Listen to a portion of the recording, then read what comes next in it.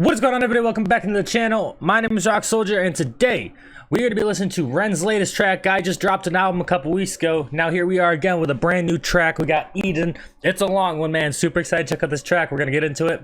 Let's get it.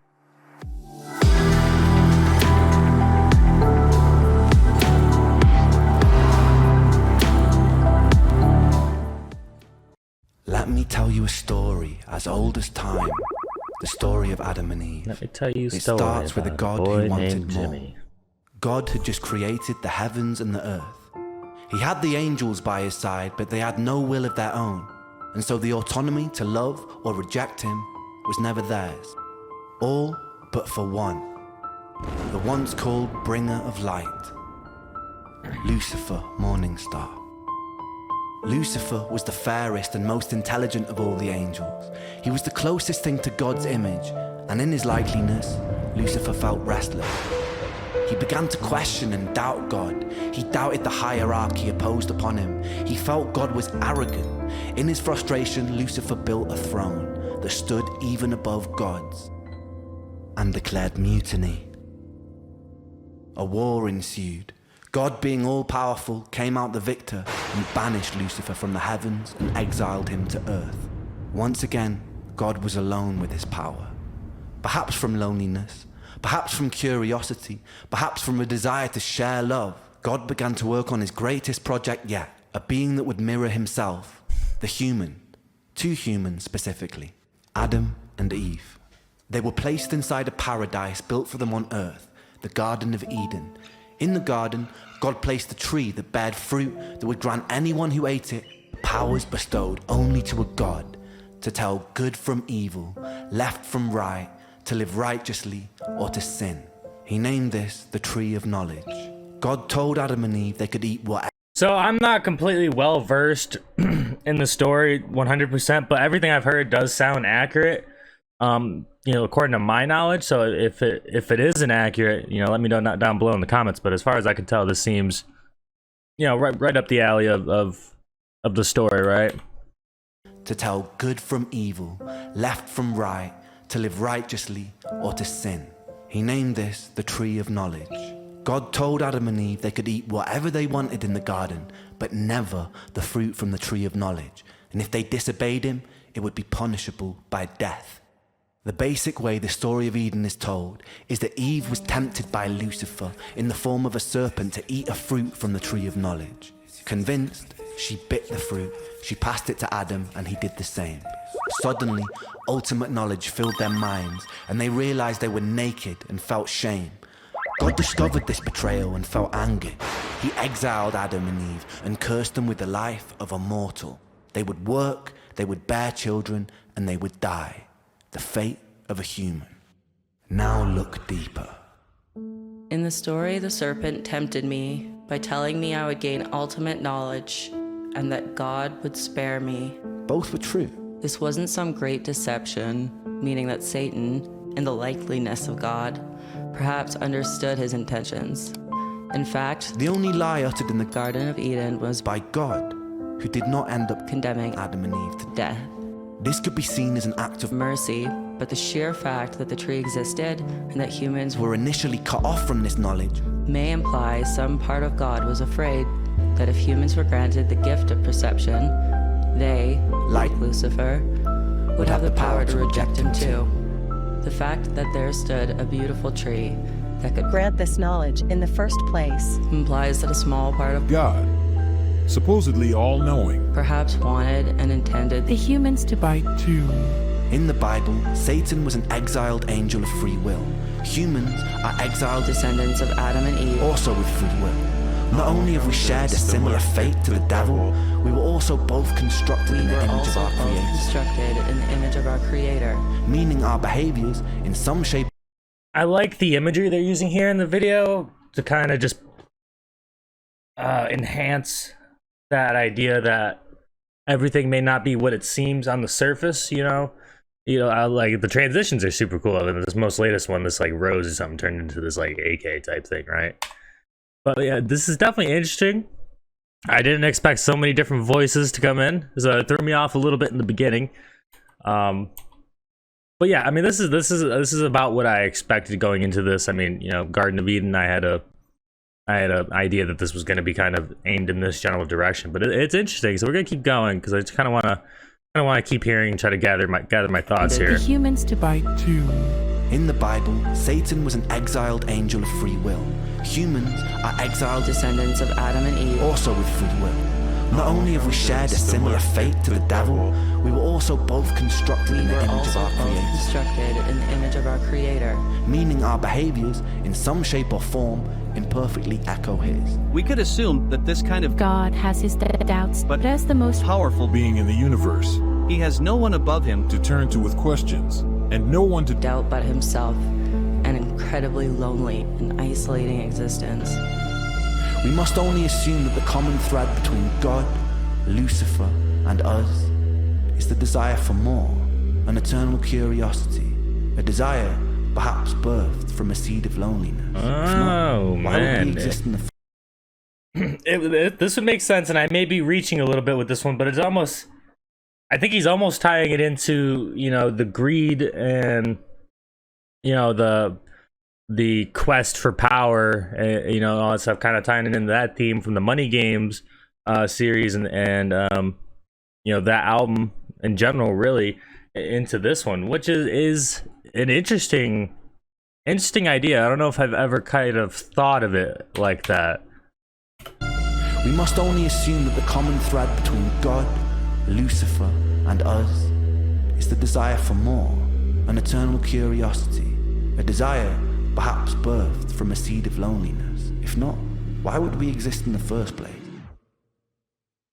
The constantly looping bittersweet irony is whether gifted by some omnipotent God or simply a byproduct of billions of years of evolution, here we stand in 2023 as creatures with free will, the only creatures that understand and define good from bad, creatures with the potential of a god. And what do we do with that free will, my friends? We willingly walk to the edge of a cliff. In the name of progress, we jump off the precipice. The empires we build ravage the earth. The natural order of things are necessary to survive. Any systems which do not honor homeostasis eventually perish. Our free will overrides our own biological instinct. We can take more than we eat. We can kill more than we need. We can willingly create weapons with the potential to burn everything we've built to the ground. We willingly decide to bow at the altar of greed, the most insidious and destructive of all sins. We put our faith in corporations who pose as rulers. We willingly allow ourselves to be led by outdated power systems ran by corrupted politicians and bloated dictators who claim domain and dominion over an open and free land. We willingly elect the corrupted when the decision was always ours to build something better.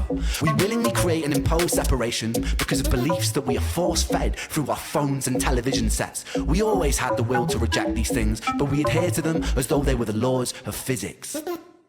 War, famine, pestilence, greed, these aren't things imposed upon us by an all-powerful God or by his... I shouldn't be as surprised as I am that he took, like from where the beginning of this video was to now, right? I shouldn't be surprised that there was this connection coming, right? And you know, when I paused it just a little bit ago, I started putting it together. But yeah, this is interesting.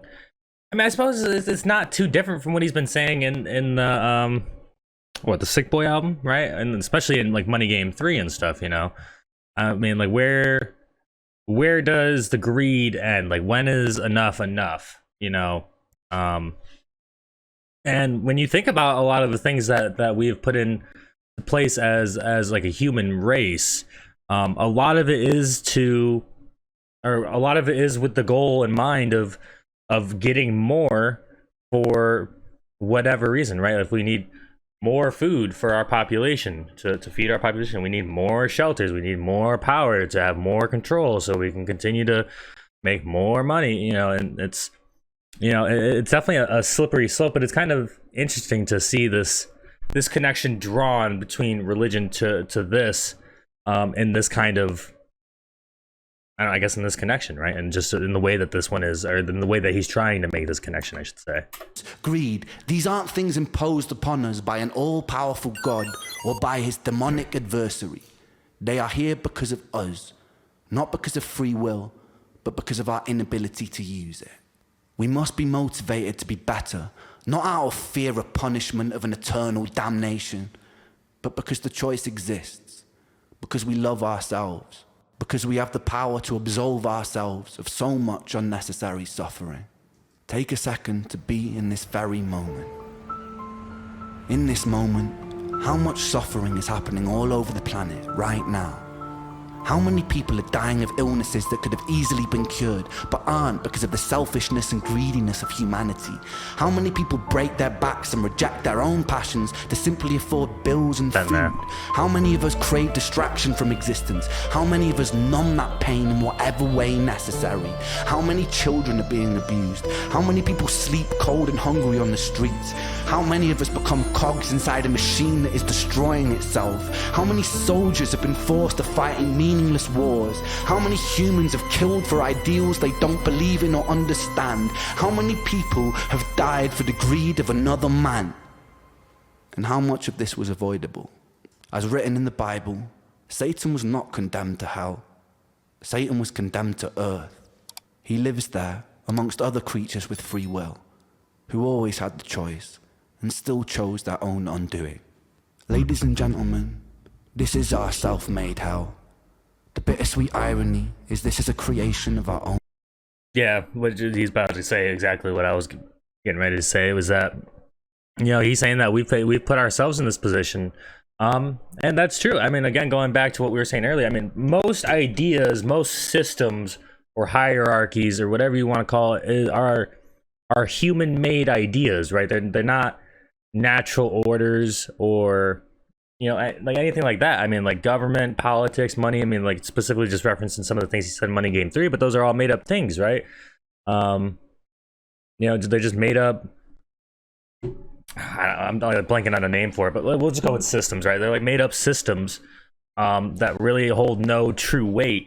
And at what point does it become, you know, not just like my responsibility, but like the human race's responsibility as a whole to look out for one another, right? To start putting the need of the human race as a whole over your own needs, right? And still chose their own undoing. Ladies and gentlemen, this is our self-made hell. The bittersweet irony is this is a creation of our own design. I'll leave you with this. Consider what you have done here today. You have worked together as individuals collaborating to form a giant neural network, a hive mind capable of achieving incredible things.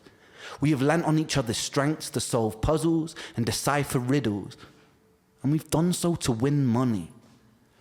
Imagine applying that same spirit and determination to creating the closest thing we have to paradise here on Earth. By using the power of collaboration, we can work together to even the playing field for everybody. Our dystopias can become utopias. Our Jahannams can become Jannah. Our hells can become heaven, right here on Earth. And this sentiment applies to atheists, agnostics, and believers alike. Myself, I'm an agnostic who believes. I believe in us. We must do better because we can choose to. We must be better simply because the option exists. Oh, I like that. You can't leave me right there on that line, man. Wow, what a closing line. We must be better simply because the option exists, simply because it's the right thing to do. I like that, man. Wow. All right, so that was Ren, Eden. Obviously not what I was expecting, right? I mean, I don't even really know if you could call it a song, right? It was kind of just more of like a message almost. But even nonetheless, you know, he still has a way of just keeping you captured and engaged for that entire time. And I love how he used, we'll say like the organization of the video. I loved how he set it up to where he talks about the video, the problem, you know, a potential root of the problem, how it applies in today's world, and then goes on to give somewhat of a solution, or at least a possible solution, right? So like to me, like this song was very thought out from start to finish, right? I mean, it basically gave you everything you have, or everything you would want in this type of thing. You know, how did it start, why did it start, what is it, how it applies today, and how can we change it? Super very interesting song. And you know, I think no matter how your feeling is on this, because obviously this one is, you know, heavily in the religion aspect of it, you know, so like no matter how you feel about the song one way or the other, I think that we can all agree that at the end of the day, we need to do better as a human race. And I think that's what he was saying there at the end. Whether you're atheist, agnostic, or a believer, it really doesn't matter, because we're all human and we need to do better for one another, right? So super interesting and well thought out song. So I mean, props to him for making something like this. I mean, I can't think of an artist, honestly, that's like super successful that would make a song like this and really kind of potentially throw yourself under the bus with some people, right? I mean, because you know, some people like to draw those lines in the sands, and they're like, oh, you know, I don't agree with what he's saying in this, so screw Ren, right? Which is kind of ironic, because it's kind of what he's trying to say is, you know, forget that, like, we need to do better for us, you know. So you know, props to him for making the song, because I mean, it's not easy to throw yourself out there like this and to say, you know, some hard things to say, you know. So overall, I enjoyed this one, and hopefully you guys did as well. If you did, please make sure to leave a like, hit that sub button, and hit that bell when we know we're dropping the next one. That is all I got for you guys for now. It's your boy Rock Soldier. Hope you guys your night, even better tomorrow, and I will talk to you guys in the next one. All right, guys, peace.